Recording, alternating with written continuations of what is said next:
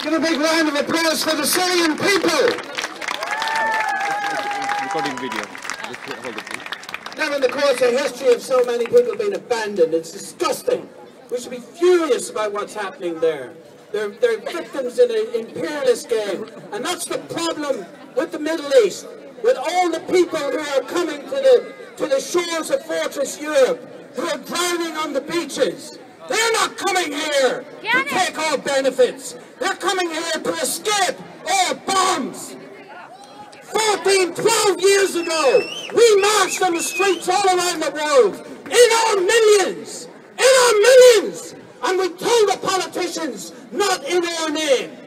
But now, 12 years later, the bitter fruit of imperialism is washed up on the beaches of Greece and washed up on the beaches of Italy, because the people in the West who tell us that we have no money for beneficiaries, that we have no money for state housing, that we have no money to take care of our own, spend billions on war, spend billions on weaponry, and spend billions supporting dictators in the Middle East. And we're going to hear some voices from people from Saudi Arabia and other places that John Key does business with later on.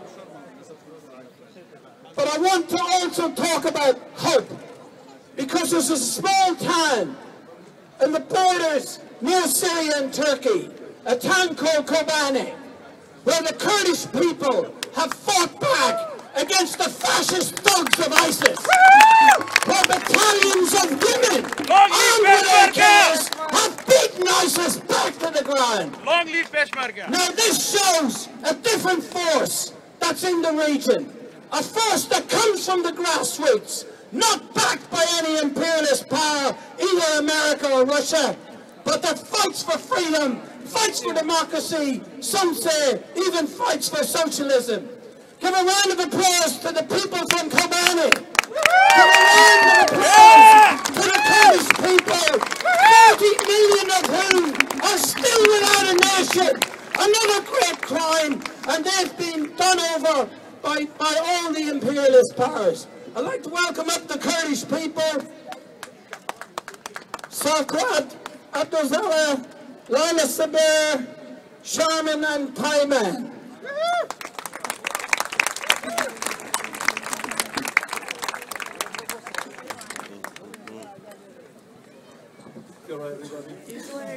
Well, my name is Sarkrat Abdulzala from New Zealand Kurdish community. Lovely day. I just want to tell you a little bit about Kurdistan, which is our colleagues distribute some paper.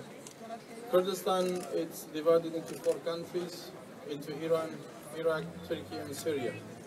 We are about 40 million in the world, biggest nation without a country, and we've been fighting for it since long time to get that independent country, and hopefully our generation will see that country in the near future. One thing I want to tell you at the moment, the fighting that Peshmerga fights against the ISIS group. At the moment, Peshmerga, the Kurdish force fighting on behalf of the whole world against this terrorist organization, very well established in Syria and in Iraq. Joe mentioned some countries that take refugees. The northern part of Iraq, which is we're having a small regional government, at the moment we're taking more than 2 million refugees. So if country like that small country with all of that problem, we're having a nearly 1,000 kilometers of frontline fighting with ISIS. We can take 2 million refugees. Of course, New Zealand can't take more than what is basically taking now. New Zealand is better established. I'm a former refugee myself, and we are pleased to be in this country. This country gives us lots of opportunity. I can see all of these faces. We come through the same process, and this country gives us a lot, and we want this country to help our brothers and sisters in that war-torn areas of Middle East to bring them here, and they give us that hope that we were fighting for about 15, 16 years ago. Alam Kurdi, that photo over there, that's a kid from Kobani, which is 90% of the city collapsed by ISIS group, and then the Kurdish fighters, brothers and sisters in Syria, in Kobani, fight them back and then didn't let that city fall into the ISIS fold.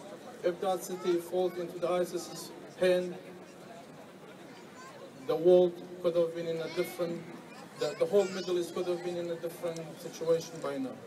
So Alan Kurdi tried to run away from that region to have a better future and brighter future with his brothers and mom and dad.